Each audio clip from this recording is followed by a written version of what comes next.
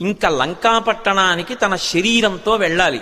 కానీ ఆయన అత్యంత ఉత్సాహంతో తన మనసుతో ఏనాడో చేరిపోయారు లంకాపట్టణానికి. శోకం అన్నది ఎక్కడుంటుందంటే మనసులో ఉంటుంది. ఆ శోకం పోవడానికి మార్గం ప్రయత్నం ఎక్కడుంటాయంటే మనసులోనే ఉంటాయి. ఆ మనసు పరిపుష్టం కావాలంటే, మళ్ళీ అటువంటి తేజస్సుని పుంజుకోవాలంటే, ఎంత కష్టాన్నైనా దాటగలగాలంటే హనుమ యొక్క అనుగ్రహంతో, సీతారాముల అనుగ్రహంతో మనసు ప్రచోదనం పొందాలంటే సుందరకాండ చదవండి అని చెప్తారు. ఇంతమంది వానరులు ఉత్తర తీరంలో నిలబడిపోతే ఒక్క హనుమ మాత్రం ఎంత ఉత్సాహంగా వెడుతున్నారంటే శత్రుపురానికి మనసుతో ఆయన చేరిపోయారు. ఇక శరీరంతో వెళ్ళాలంతే.